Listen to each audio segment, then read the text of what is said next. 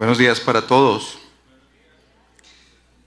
Qué gozo poder estar reunidos para escuchar la palabra del Señor como su iglesia. Y yo quiero invitarles a que tomemos un momento para orar, no solamente por nosotros, sino también por nuestra ciudad. Y oremos también por las iglesias hermanas, una en particular que vamos a tener en las próximas semanas con nosotros, una iglesia de Estados Unidos que va a acompañarnos y que el Señor nos permita crecer en ese compañerismo entre iglesias. Pero oremos unos por otros. Padre, ponemos delante de ti esta mañana nuestro corazón, agradecidos por traernos a este lugar, Señor. Porque has sido tú, como escuchábamos ahora en la oración que hacía nuestro hermano Raúl.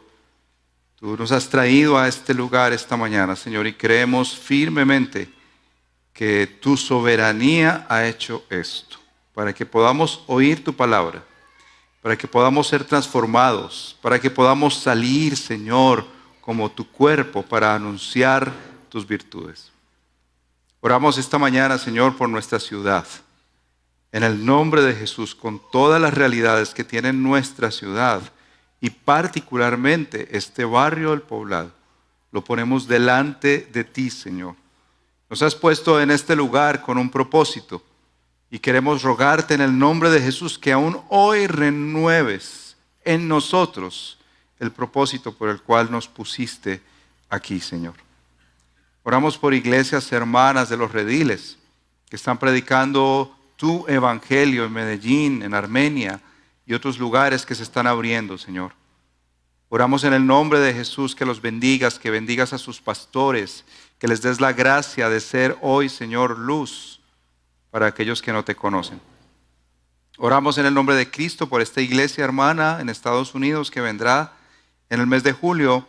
Bendice sus pastores, guárdales hoy que ya están escuchando el mensaje del evangelio. Dales la gracia en el nombre de Jesús de recibirlo como tu palabra. Y lo mismo pedimos hoy para nosotros como tu iglesia. Te rogamos en el nombre de Jesús que rompas el duro suelo que hay en nuestro corazón y que llegue esa semilla a lo más profundo de nuestro ser. Para tu gloria, para tu alabanza. Tú eres el centro de esta iglesia. Y por eso queremos adorarte y anhelamos que otros que no te adoran aún, te adoren, Señor, en espíritu y en verdad, en el nombre de Cristo. Amén y amén. Bueno, esta mañana comenzamos una pequeña serie, una mini serie, que la queremos llamar ¿Qué es la iglesia? Y le voy a decir rápidamente las razones por las cuales hacemos como este pequeño break aquí para dialogar sobre qué es la iglesia en el Redil del Poblado. Porque nosotros rápidamente olvidamos qué es la iglesia. Con el tiempo vamos perdiendo el sentido y el significado de lo que es la iglesia. Si yo te hago la pregunta básica en este momento, ¿qué es la iglesia? ¿Qué responderías tú? ¿Cuál sería esa respuesta que le darías a tu compañero en la silla?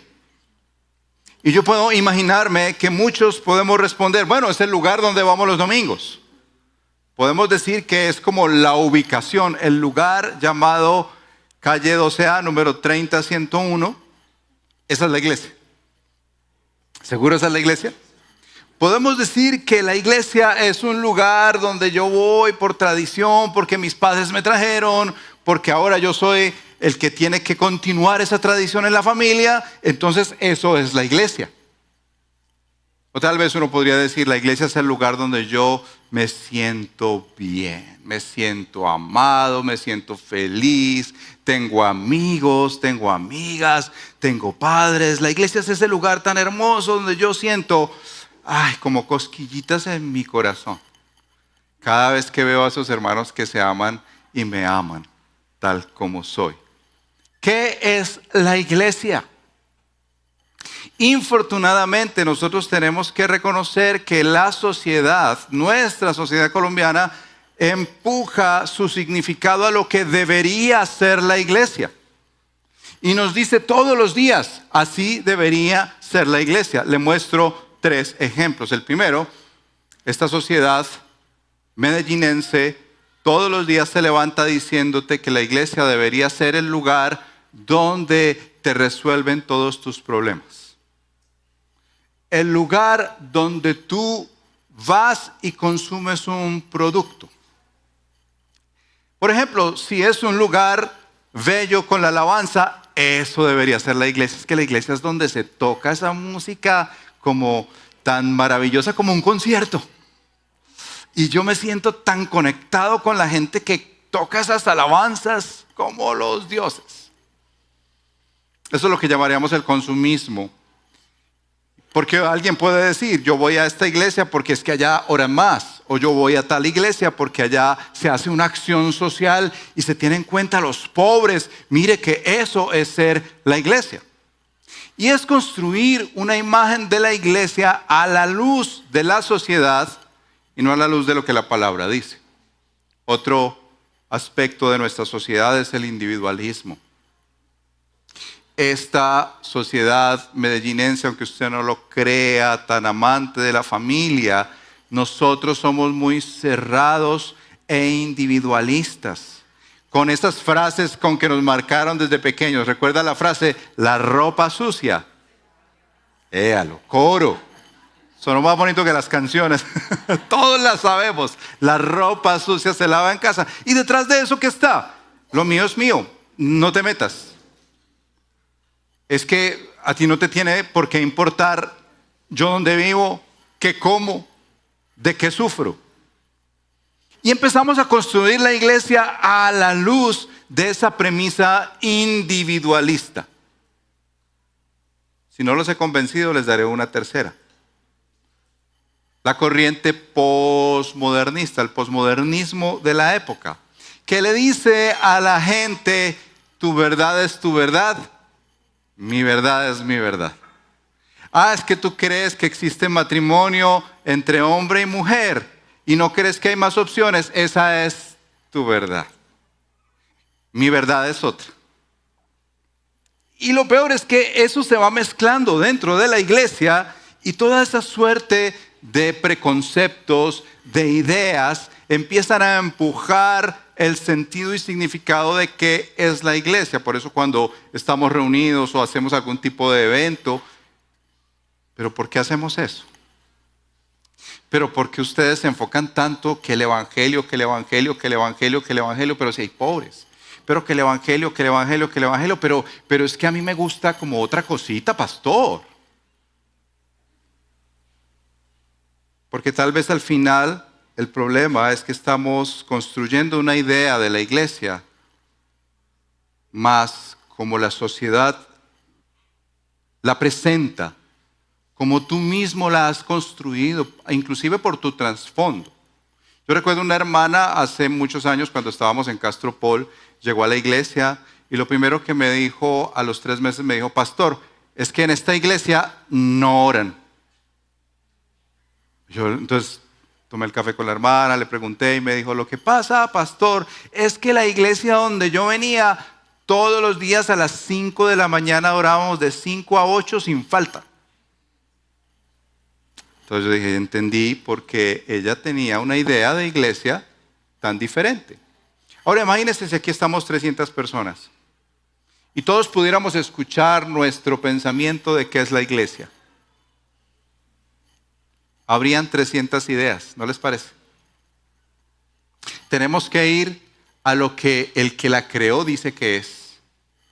Para que el que la creó, que es Dios, nos muestre primero qué es la iglesia y segundo, para qué la hizo. O si no, estaremos todo el tiempo luchando con nuestras ideas y preconceptos de qué debería ser la iglesia. Yo creo que ahora ya puedes entender por qué hemos hecho un pare para hablar de estos 3 asuntos que hablaremos las próximas 3 semanas, comenzando hoy. Antes de entrar en nuestro texto, quiero mostrarte una imagen. Estos días llegó Providencial, me la mostró alguien. Mira esa imagen que van a proyectar. Pronto no todos la alcanzan a ver. El primer cuadro muestra una iglesia y dice algo maravilloso. Nosotros predicamos a Cristo crucificado. Pasa el tiempo y la iglesia va olvidando y la segunda imagen dice, nosotros predicamos a Cristo. Todavía uno dice, bueno, no sabemos cuál Cristo, pero predican a Cristo. La tercera imagen dice, nosotros predicamos. Claro, porque es que debemos ir por todo el mundo y predicar. Predicamos. Y la cuarta, nosotros.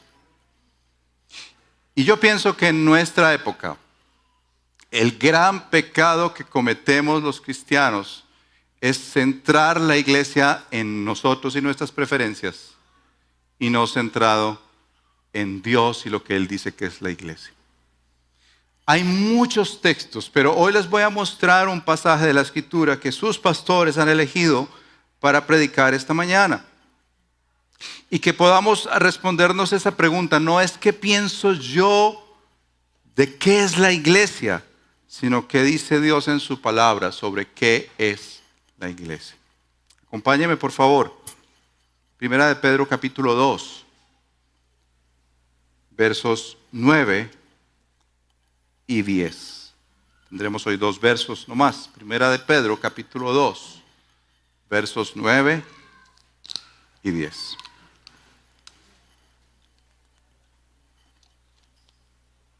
Dice así la palabra del Señor para nosotros esta mañana. Pero ustedes son linaje escogido, real sacerdocio, nación santa, pueblo adquirido para posesión de Dios, a fin de que anuncien las verdades de aquel que los llamó de las tinieblas a su luz admirable. Ustedes en otro tiempo no eran pueblo, pero ahora son el pueblo de Dios. No habían recibido misericordia, pero ahora han recibido misericordia. Y hoy cobra mucho más sentido decir, esta es la palabra de Dios para su iglesia. Pedro escribe esta carta a gente que está expatriada, lejos de su tierra, y les envía este recordatorio amoroso. En el capítulo tú encontrarás, por ejemplo, que él comienza a decirles que deseen la leche espiritual no adulterada. Y luego pasa a decirles que existen 2 tipos de personas enfrente de Cristo. Aquellos que creen en Él y confían en Él y aquellos que le rechazan. Utiliza una figura como la piedra angular, dice en el verso 6. Yo pongo en Sión una piedra escogida, una preciosa piedra angular, el que crea en él no será avergonzado. Y termina diciendo, este precioso valor es pues para ustedes los que creen. Luego dice, pero para los que no creen, la piedra que desecharon los constructores, esa en piedra angular se ha convertido, piedra de tropiezo y roca de escándalo, pues ellos tropiezan porque son desobedientes a la palabra y para ello estaban también destinados. ¿Por qué les menciono esto? Por el contexto. Pedro está hablándole a una iglesia querida que está sufriendo, que se está haciendo preguntas frente a la oposición, a los temores de la vida, a las crisis de la vida. Y Pedro les responde, miren, no olviden lo que ustedes son. Porque la verdad, hermanos, más fuerte que la oposición y el sufrimiento ha hecho en la iglesia que se aparte de lo que es la iglesia es cuando todo está funcionando y las cosas no están fallando y hay prosperidad a la que tanto anhelamos. En la prosperidad la iglesia se va perdiendo como esos cuadritos y termina centrándose en sí misma. Pedro le menciona a la iglesia por lo menos 3 aspectos de lo que es la iglesia. Y quiero que profundicemos un poco más en esos 3 aspectos. Primero, le habla de la identidad y le dice, ustedes son. Fíjese bien en el texto porque Pedro no le está diciendo ustedes van a llegar a ser. Pedro les dice claramente, ustedes ya son, indicando que ustedes han sido cambiados en su naturaleza. Ustedes son lo siguiente. Primero comienza diciéndole estas cuatro maneras de ver títulos de su identidad. Primero les dice, ustedes son, ¿qué dice ahí? Linaje escogido. Mira cómo comienza Pedro describiéndoles. Ustedes son un pueblo, un linaje, una herencia escogida. A partir de Cristo Jesús, nosotros somos parte de ese linaje. Cuando ustedes leen en las Escrituras esas grandes listas de nombres que uno no quisiera como leerlos en el devocional, ¿le ha pasado? Por ejemplo, Mateo, cuando comienza haciendo esa larga lista, uno dice, no, pasemos al capítulo 2. Esta larga lista es un linaje. En el Nuevo Testamento, en Cristo, todo aquel que confía en Él es parte de su linaje. Todo aquel que confía en Él está escrito en esas listas celestiales. Carlos Mendivelso, Janet Guerrero, por la gracia de Dios, Sofía Mendivelso, Juanita y los que van ahí, Tatiana Rodríguez, los demás que son creyentes, son un linaje. Pero llama la atención que Pedro no dice, son un linaje porque ustedes quisieron serlo. No dice, son un linaje porque se portaron bien. No dice, son un linaje porque ustedes sí hicieron misiones. Son linaje porque ustedes fueron escogidos. ¿Y quién nos escogió? Nos escogió el Señor. No es un logro humano. Es un logro divino si tú te puedes llamar hoy linaje escogido. Pero esa es la primera de las maneras en que Pedro menciona la iglesia es un linaje escogido. Ese es un título maravilloso. Es la gracia de Dios que llama a pecadores y los inserta en su iglesia y dice, ustedes ahora son mi linaje escogido. ¿Tú te percibes así? Si eres creyente, ¿tú te percibes así como parte de la familia de Dios? ¿Eres parte de la herencia que Dios nos ha dejado? Si aún no, mira el segundo aspecto, dice real sacerdocio. Aquí hay un aspecto muy interesante. Si el primero nos mencionaba que nosotros no hicimos nada para ser linaje del Señor, de hecho, pocas cosas escogemos en la vida, ¿no les parece? ¿Tú escogiste dónde nacer? ¿No? Por más que tú quieras, no escogerás dónde morir. El Señor sabe. Pero si confías en Cristo, es porque eres escogido por Él. El segundo aspecto es un real sacerdocio y nos presenta algo hermoso que ha hecho el Señor. Es que la iglesia de Cristo tiene una función y un privilegio a la vez. Cuando el Señor salva a pecadores, les permite ser parte de Él, de su intimidad. Mira, un cristiano por eso puede orar. Por eso con libertad puede orar. Tal vez tú podrías hacerte preguntas cuando le dices a alguien, no, yo no quiero orar contigo, yo oro a mi manera. Puede ser que en el fondo de tu corazón tengas un problema con esto y necesites tratarlo, pero el real sacerdocio tiene la libertad de entrar al Padre como un sacerdote entraba fácilmente al templo a adorar al Señor. Y dice que somos real sacerdocio porque también nos ha permitido la intercesión. Tenemos un sumo sacerdote que es Cristo, pero nosotros somos sacerdotes. De hecho, los reformadores hablaban del sacerdocio de todos los creyentes. Todo creyente es un sacerdote. ¿Por qué? Porque está representando al Señor en su casa, en su trabajo, en cualquier lugar donde vaya. Está representando al Señor, así como un sacerdote del Antiguo Testamento representaba a Dios para el pueblo y representaba al pueblo para Dios. Eso lo hace Cristo como sumo sacerdote. Pero tú, querido cristiano, iglesia, representas al Señor y en su autoridad también Tercero, nación santa. Qué expresión tan hermosa. ¿Qué nación en el mundo puede decir que es una nación santa? Ni Israel, por si tú lo pensabas. No es tierra santa. La nación santa es la iglesia del Señor, porque refleja su carácter santo. Escucharás en los próximos domingos por qué es que para nosotros la disciplina eclesiástica es importante. Porque la santidad a Dios le importa, porque es un distintivo de su nación. Si a ti te preocupa cuando hablamos de personas que están en pecado impenitente y persisten en Medellín, de seguir vituperando el nombre de Cristo y aún así llamarse cristianos, nosotros los creyentes somos nación santa y representamos a un Dios que es 3 veces santo. Es un pueblo distinto. Aclaración, no perfecto. Es un pueblo que está siendo santificado. Hoy diríamos que por pura gracia de Dios un creyente está más santificado que ayer.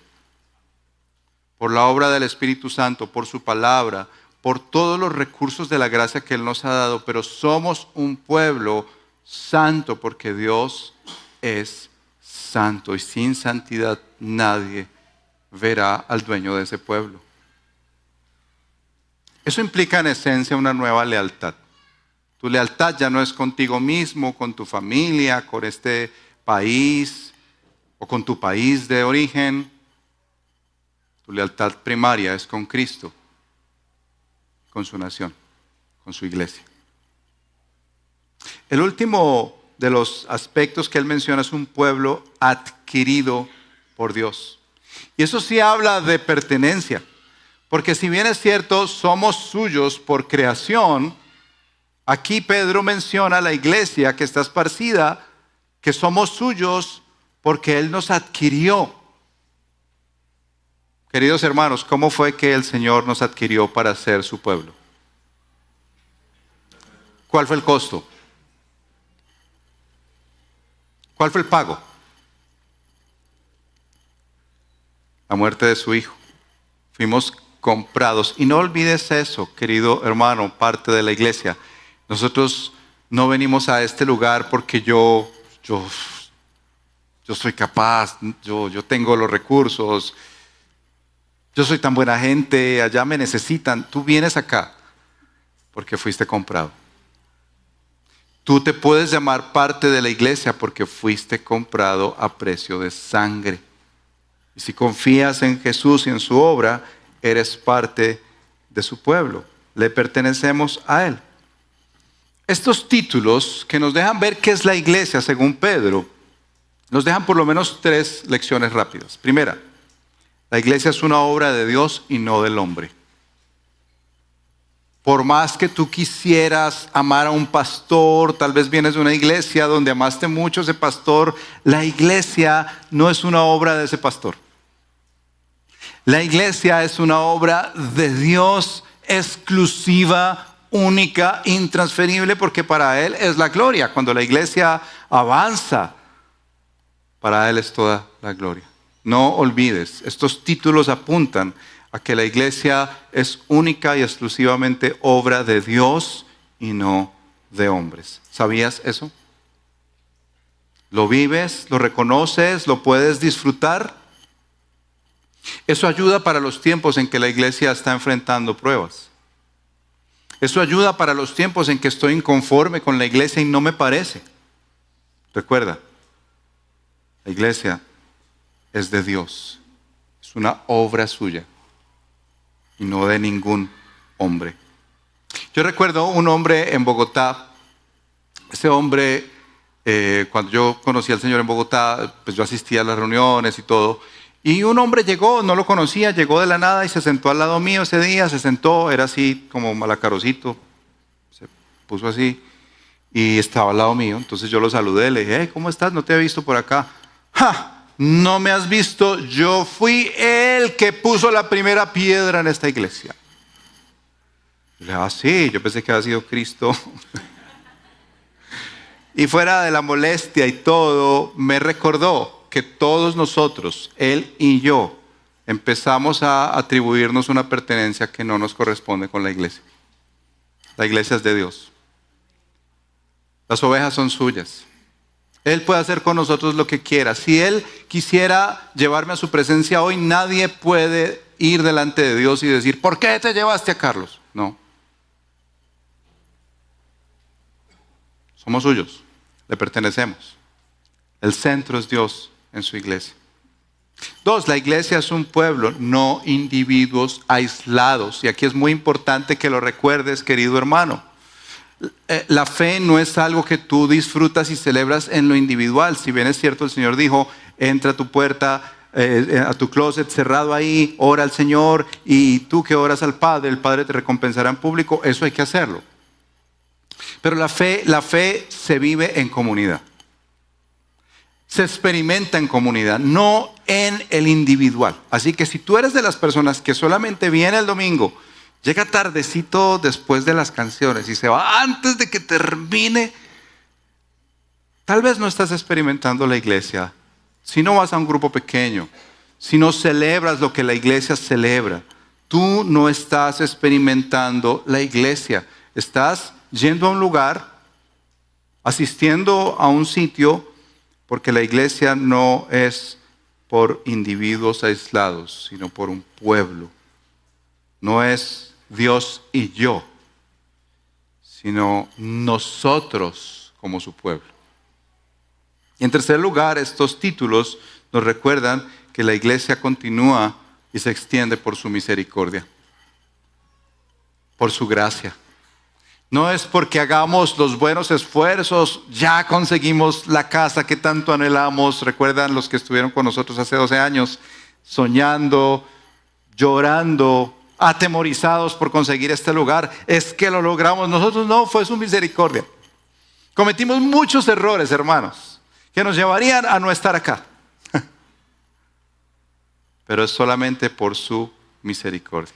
Así que si tú has logrado algo en la vida, un título, posesiones, qué sé yo, y eres creyente y parte de su iglesia, recuerda, todo esto es por su misericordia. No es porque eres tan capaz, oprimiste los botones que debías oprimir, te reuniste con la gente que te deberías reunir, tienes esos contactos y conexiones, no. Es por su pura misericordia. En este punto quiero preguntarte, para pasar al segundo rápidamente, ¿esa es la iglesia que tú conoces? ¿Esa es la iglesia que tú crees? Es retórica la pregunta, tranquilos. Segundo, en este texto el Señor nos presenta a través de Pedro que la iglesia es una comunidad que está en transformación, que está siendo transformada por Él. Mira cómo dice Pedro, aquel que los llamó de las tinieblas a su luz admirable. Ustedes que en otro tiempo no eran pueblo, ahora son pueblo. En primer lugar, Dios nos está transformando. La base que tenemos en común acá, todos los que estamos en este lugar, que decimos somos su iglesia, es que éramos pecadores. Es que estábamos en oscuridad.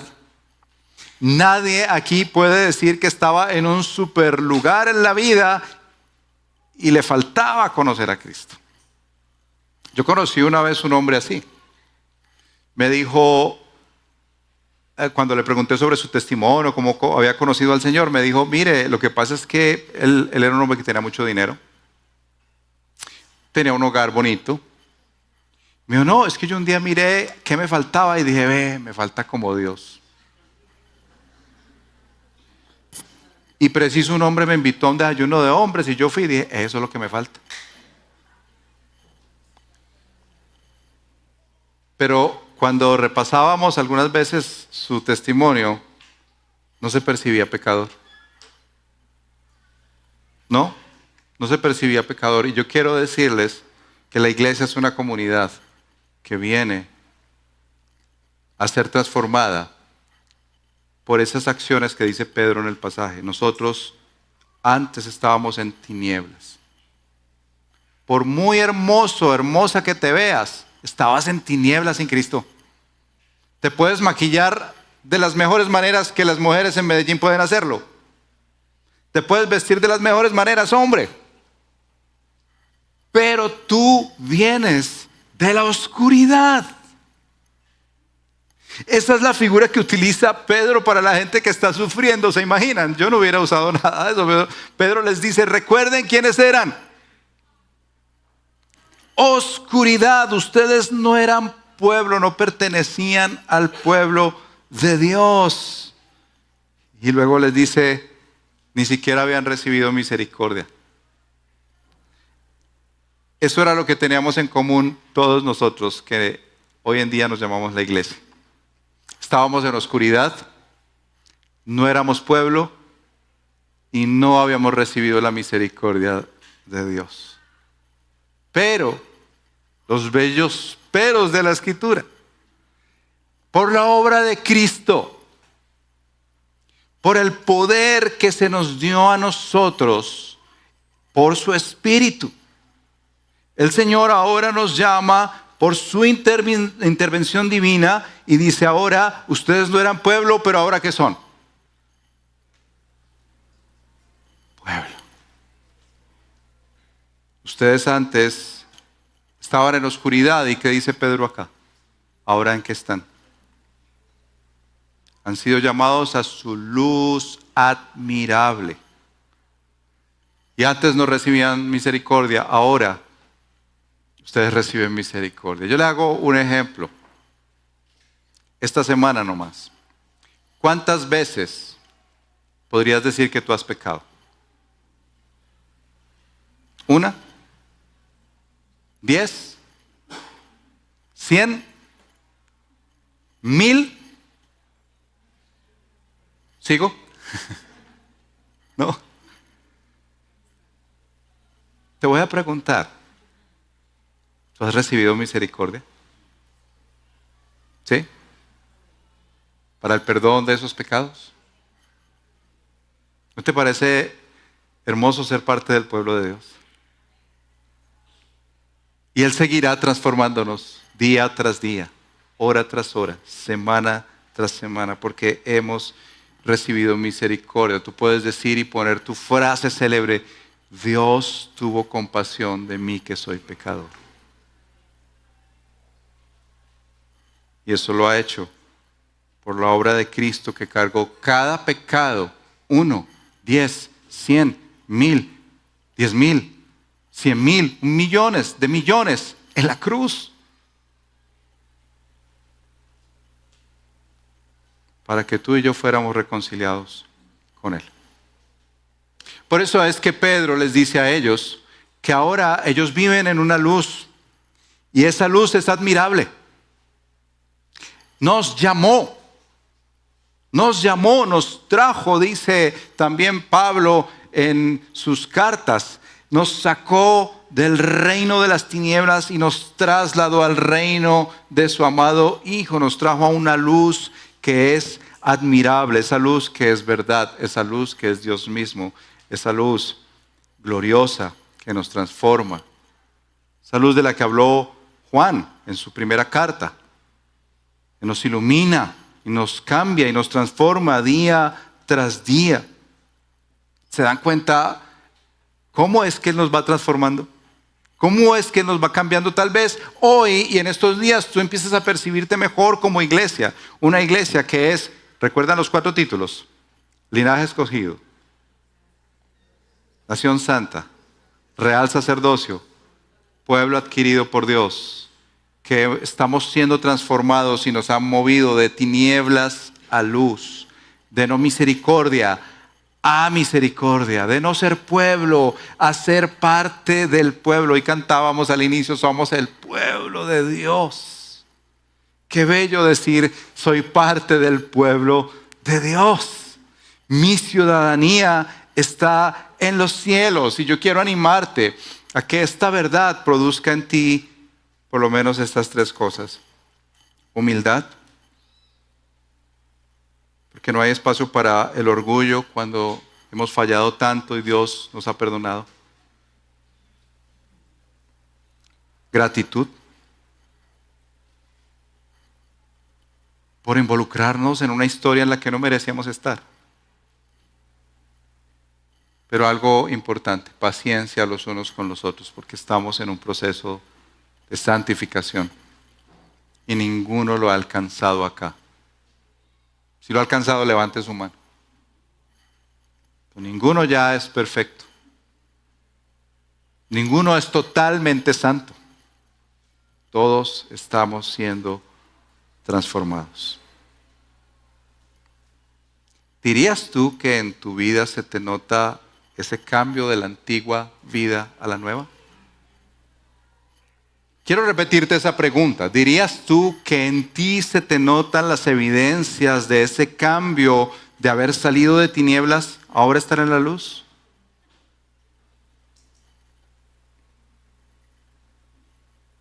El tercer aspecto de estos dos versos profundos que nos quedaríamos predicando mucho más es que la iglesia es un pueblo que tiene una misión clara. Primero, la identidad de la iglesia con esos rasgos tan distintivos de ser nación santa, pueblo adquirido por Dios, real sacerdocio, y que tenemos nosotros ese linaje que ha sido escogido por Dios. Se mueve a un pueblo que está siendo transformado, que fue movido de tinieblas a luz, a un pueblo que vive en misión. Y tiene una misión muy clara y muy distintiva en estos versos. Un propósito para el cual Dios nos hizo iglesia. Dios no nos hizo iglesia solo para reunirnos los domingos, cantar bonito y escuchar buenos mensajes. Dios no nos hizo iglesia para crear ONGs y ayudar a los pobres y necesitados en cualquier lugar del mundo que haya necesidad. Dios no nos hizo iglesia para ser un centro de terapia.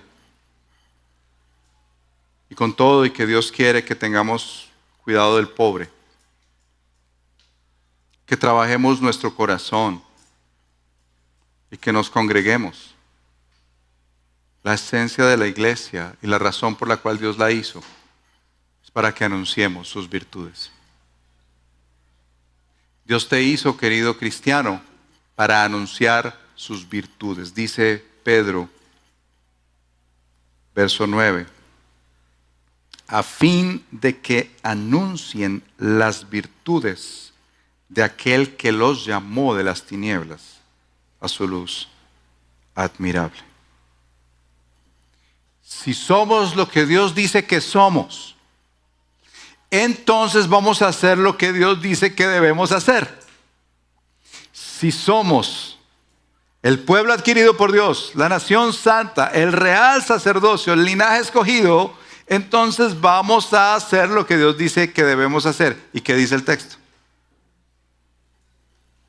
Vamos a anunciar sus virtudes. Pero es muy importante ese para qué que dice ahí. ¿Para qué? ¿A fin de qué? ¿A fin de qué anuncien? Y tiene algo muy clave que debemos entender. La iglesia tiene un llamado con un propósito definido. Y ese propósito definido es que la iglesia no existe para sí misma. La iglesia, y déjeme clarificarle un poco más, la iglesia no existe para que nos sintamos bien. Amén cuando nos sentimos bien. La iglesia no existe para que satisfaga mis necesidades. Amén cuando resuelve algunas. La iglesia existe para alguien mayor. La iglesia existe ni siquiera para resolver los problemas de la humanidad. Estaba escuchando un cantante, perdón, aquí les hago cierto spoiler. El cantante muy reconocido, de hecho hasta cantamos algunas de sus canciones, no les diré su nombre, siquiera al final me pregunta. Y el cantante muy famoso se alejó de la iglesia y de los cristianos por unos años. Regresó a la iglesia muy tatuado, así muy urbano. Y le hicieron una entrevista y la entrevista decía, no, es que yo regresé a la iglesia porque me di cuenta que la iglesia no tiene la influencia que debería tener en la sociedad. Y yo estoy regresando a la iglesia para decirle a la iglesia que la iglesia necesita ser esa influyente en la sociedad, que debe ser conocida en todo lado. Y yo estaba estudiando el texto y dije, esa respuesta no concuerda con Pedro. Porque Dios no nos llamó aquí para ser influyentes en la sociedad. Por supuesto que siendo sal y luz lo seremos. Pero no nos llamó para ser tan reconocidos y estar allí en los noticieros y en los periódicos y mire lo que hace. Y el hombre decía, por eso es que cuando hay problemas en la sociedad no buscan a la iglesia. No, no es por eso. Si es verdad que debemos hacer más como creyentes. Si es verdad que debemos salir. Pero la razón de la iglesia es anunciar las virtudes de Cristo. Las virtudes de Dios. Nosotros tenemos un propósito definido en las Escrituras. Por eso cuando tú dices, ¿por qué que el Evangelio, que el Evangelio, que el Evangelio, que la Biblia, que el Evangelio, que el Evangelio? Es porque tenemos ese llamado. No se nos impuso otra cosa. Créame que como hombres quisiéramos hablar de otro tipo de temas.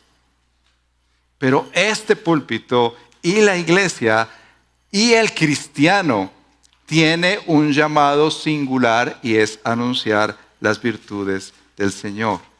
En primer lugar, la iglesia no existe para sí misma. La iglesia existe para la gloria de Dios. Para glorificarlo a Él en todo lo que hace, en todo lo que piensa, en todo lo que siente. Glorificar al Señor en las relaciones. ¿Cómo se relacionan los cristianos? Allí glorificamos al Señor. ¿Cómo hacemos el trabajo diariamente en esta ciudad? Allí glorificamos al Señor. ¿Cómo eres ama de casa? ¿Cómo eres hombre de negocios? Mujer de negocios. ¿Cómo eres un cristiano en la sociedad? Allí glorificas al Señor porque a ti se te llamó para anunciar las virtudes de otro, no las tuyas. Y ese otro es excelente.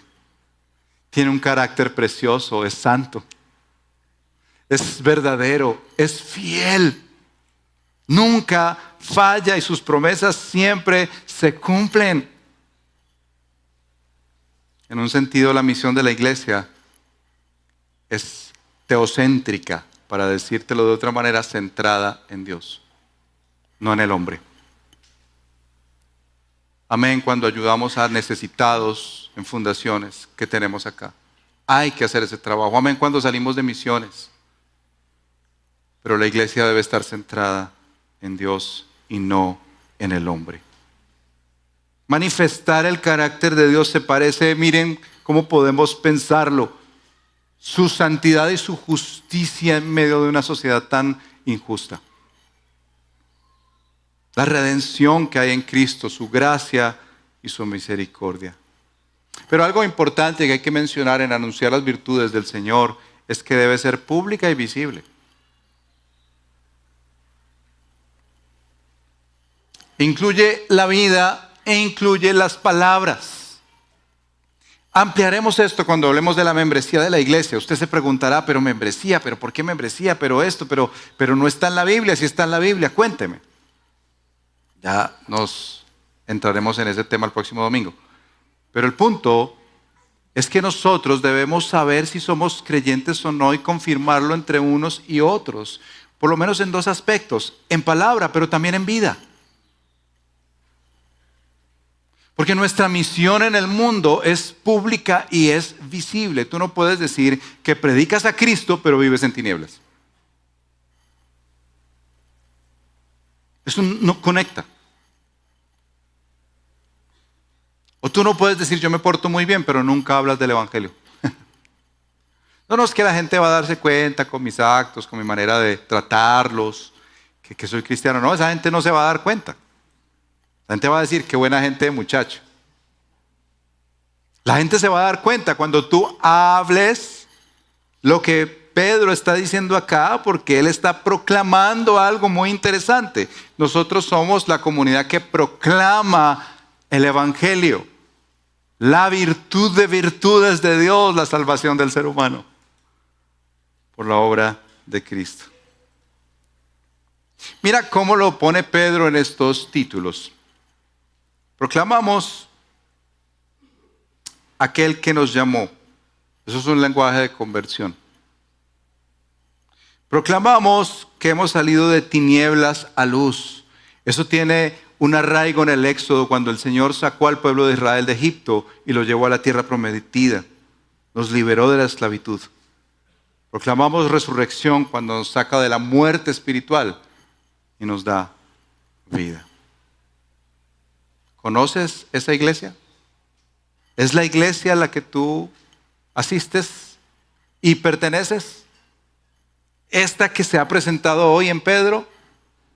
¿Dirías que esa es la iglesia y el significado que tú le das a la iglesia y la razón por la cual estás en este lugar? Creo que vale la pena este recorderis hoy que nos hace Pedro, ¿no les parece? Entonces, si te van a preguntar qué es la iglesia hoy a la salida, ¿qué vas a responder? Te voy a dar 5 imágenes para que tú respondas. Y vamos terminando. La primera, la iglesia es el cuerpo de Cristo. Puedes profundizarlo en 1 Corintios 12 y en Romanos también. Él es la cabeza, nosotros somos sus miembros. Ahí viene hasta cierto punto la idea de la membresía. Somos los miembros del cuerpo de Cristo. Así que si tú eres de las personas que dices, yo puedo seguir a Cristo, pero no a la iglesia, estás siguiendo una cabeza y no el cuerpo. Estás rompiendo con la unidad de Cristo con su iglesia. 2, el templo del Espíritu Santo. Lo puedes ver en Efesios 2, 19, 22. El templo, la morada de Dios. En el Antiguo Testamento, Dios se conectó con su pueblo en el tabernáculo, luego en el templo. En el Nuevo Testamento no es este lugar. No son las iglesias tradicionales en Colombia. Son los cristianos. El cuerpo tuyo y el mío se ha convertido en templo del Espíritu Santo de Dios. Por eso el llamado a la santidad y a vivir en adoración a Él. Tercera imagen, la esposa de Cristo. Pablo usa esa imagen en Efesios 5 como quien muere por otra, está dispuesto a ir por ella y muere en la cruz por aquella que es su esposa. La iglesia es la esposa de Cristo. Entonces la pregunta que te quiero hacer a ti es, ¿tú amas a Cristo? Necesitas amar a aquella por la cual Él murió. No puedes decir, yo amo al esposo pero no a la esposa. No puedes decir, amo a Carlos pero a Janet no la paso. Si amas a Carlos, amas a Janet. Si amas a Cristo con todo tu ser, con toda tu pasión, amas a la iglesia así esté tan enredada como la iglesia de Corinto. 4, familia. Efesios también nos presenta, capítulo 2, 19, familia de Dios. Nos pertenecemos como una familia, tiene padres y hermanos. Y la pregunta ahí es, quizás has venido y sigues viniendo cada domingo a la iglesia, pero también implica un compromiso como en la familia. Y finalmente, discípulos que están en misión. Mateo 28, el Señor deja esa máxima a sus discípulos. La iglesia es un pueblo misionero. Por excelencia, la iglesia es un pueblo misionero. Así que tú y yo somos llamados no solamente a congregarnos, sino a vivir en misión. Bien sea que pases nomás la calle para predicar el Evangelio,